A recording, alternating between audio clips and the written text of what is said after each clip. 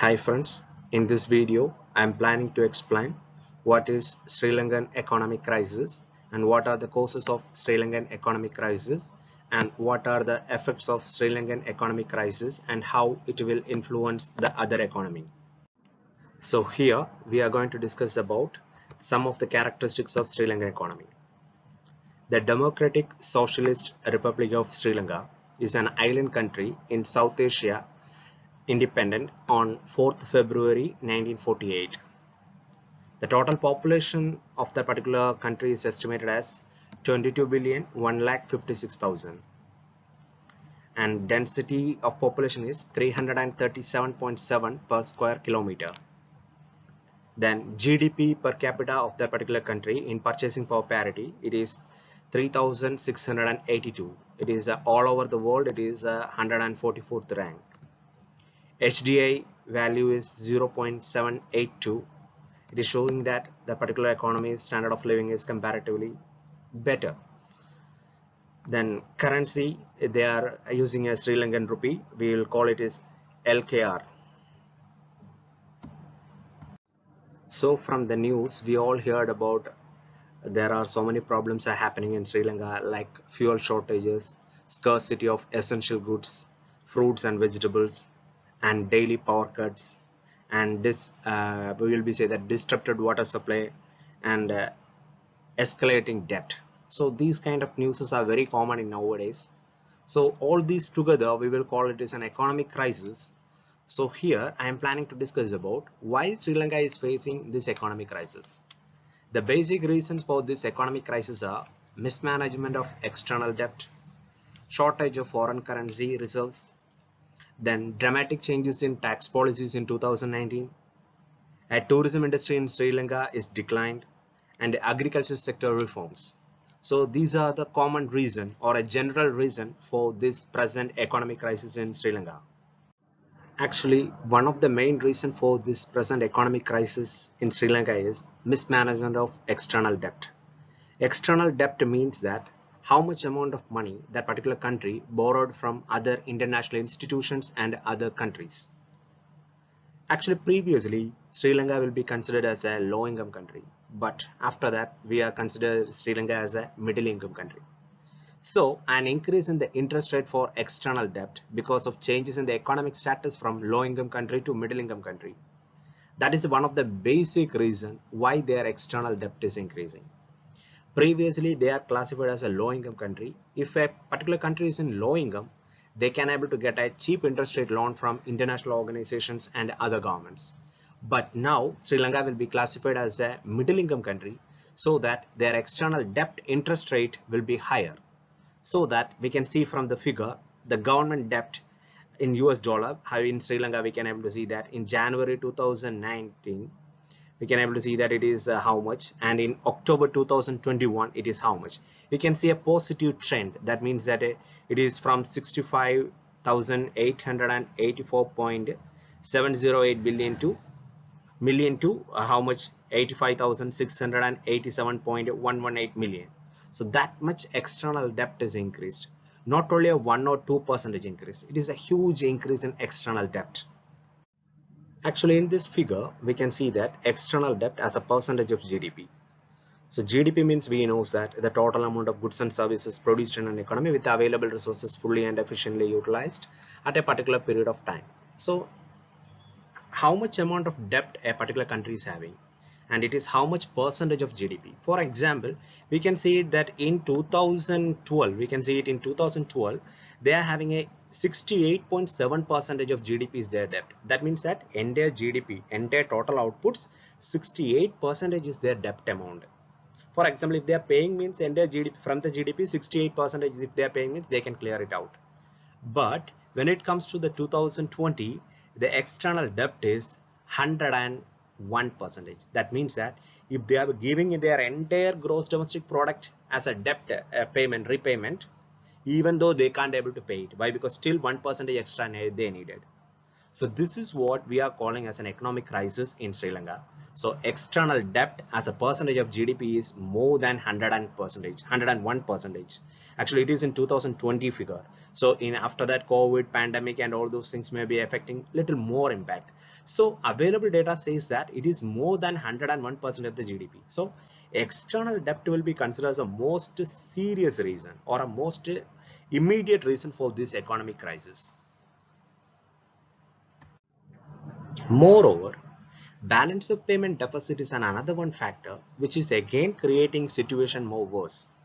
For example, Sri Lankan balance of payment deficit rose to a new record high of 3.2 billion US dollars in 10 months to October 2021, exceeding the 2.7 billion dollars gap in July 2021. For example, comparing to July 2021, in October 2021, what happened? Balance of payment deficit is rose to around 3.2 billion. We all knows that balance of payment having so many, we will be say that a current account, capital account and financial account.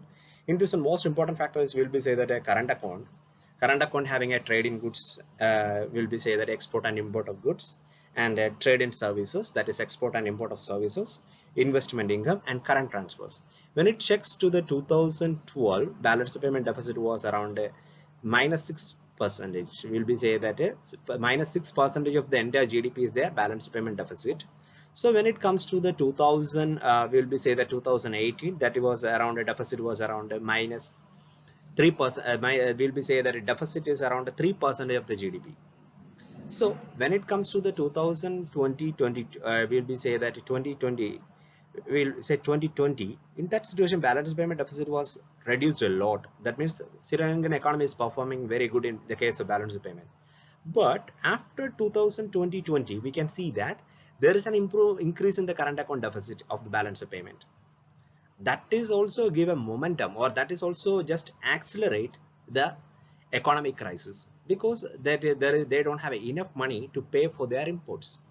For example, already I told you that the basic reason is what? For a shortage of foreign reserves, isn't it? Actually, foreign reserves, what purpose we are using foreign reserves? If you purchase some imports from other countries, we have to pay in terms of foreign currency now. But at present, we have a less foreign reserves. At the same time, balance of payment deficit also increasing. That time means what? From this less reserves, we have to pay for this one even.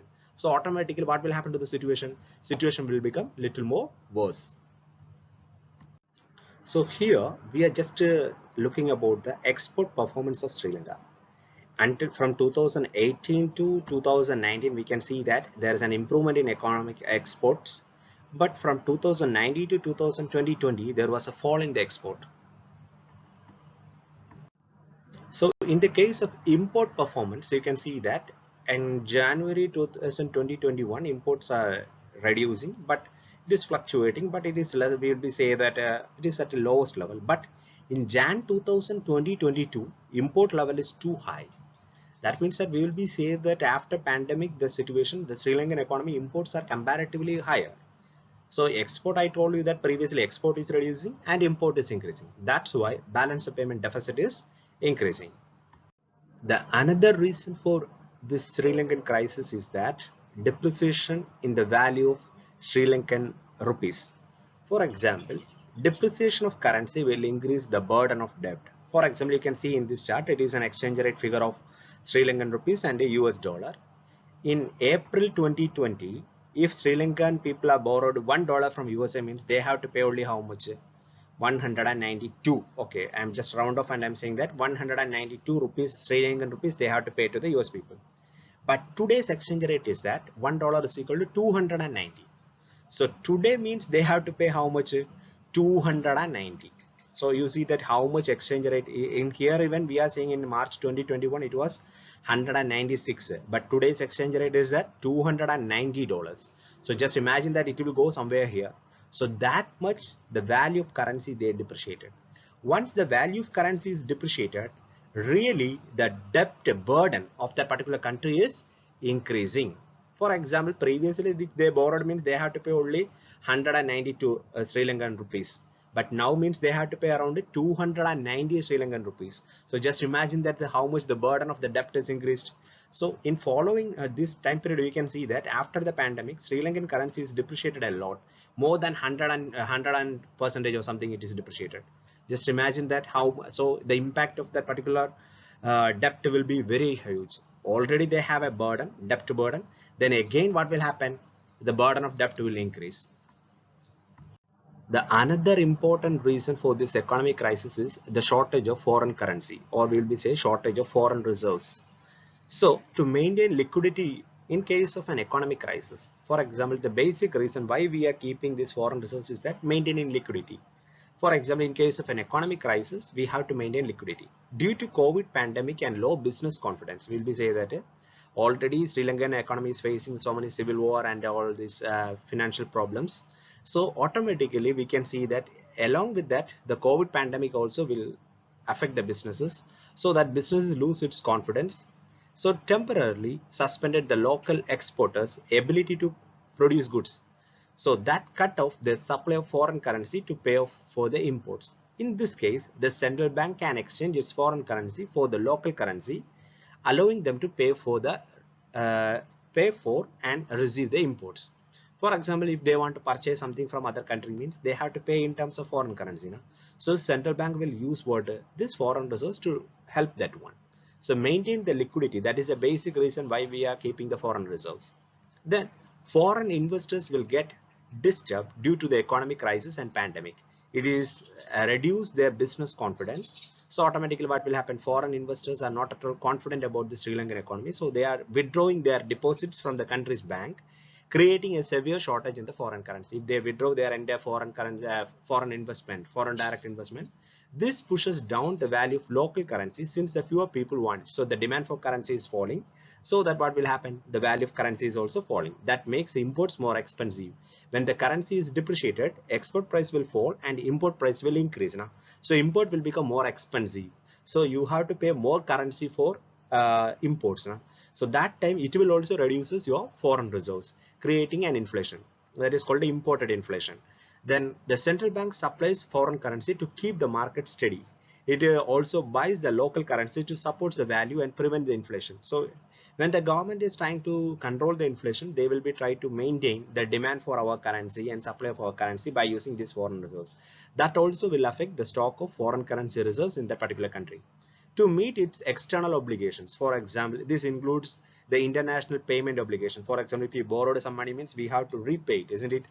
That is the basic reason why Sri Lanka is facing shortage of foreign currency, because of the debt obligation. The repayment of debt, including sovereign and commercial debts, they also included financing of imports. For example, we can able to say that debt repayment, Sri Lanka borrowed a huge sum of money from China, so they had to be repaid this particular amount. So all those factors may contributed to reduce the shortage of foreign currency in that particular country. So funding sectors like infrastructure, if they want to be funded something very important projects, strategic business projects will be there. In that kind of stages, automatically what will happen? If they don't have a financement, they will be take it from the foreign reserves and they will use it. So these are the main reason why Sri Lanka is facing a shortage of foreign currency. And Sri Lanka needs nearly $7 billion to service its external debt this year, while the country's foreign reserves has hit to 2.3 billion. They have only how much $1 billion in their reserves? Only $2.3 billion, but they need how much? 7 billion. So down from 7.5 billion when the current government comes to the power in November 2019. When this government is taking power, they have a 7.5 billion US dollar in their foreign reserves, but now they have only how much? Only 2.3 billion. So that shows that what foreign reserves is reduced from 7.5 billion to 2.3 billion. The reasons I just explained before. So Sri Lanka was a deep economic crisis when pandemic hit, reducing the foreign market remittances, foreign worker remittances. For example, we can able to see that those workers who are working abroad, they used to send money back to their home countries, isn't it? That is called workers remittances. Because of this COVID pandemic and all those situations, so many of them lose jobs and pay cuts and everything. So that will be leads to what a fall in the workers remittances and crippling the lucrative tourism sector. We know that the basic foreign currency they are receiving from the tourism sector, because of the pandemic closing international boundaries and flights and everything, that is also badly hit that particular Sri Lankan economy. As the foreign exchange supply is decreasing, amount of money that Sri Lanka was having to sell out to purchase for the foreign exchange has been increased. So the value of Sri Lankan rupee has depreciated by how much percentage? 8%. As Sri Lanka depends on the imports to meet its the basic food supplies, that is the price of food items, they have been increased in the line with the depreciating rupees. We know that basic food items all are like oil, fruits, vegetable, all are importing. When the currency value is depreciating, what happened to the import price will increase. So that will create a imported inflation in Sri Lankan economy. At present we can see that imported inflations at a high level in Sri Lankan economy. Not only because of these external factors like a balance of payment or depreciation of currency or a foreign currency reserves, there are some fiscal policy problems also with Sri Lanka. For example, we can see that a dramatic changes in the tax policies of 2019.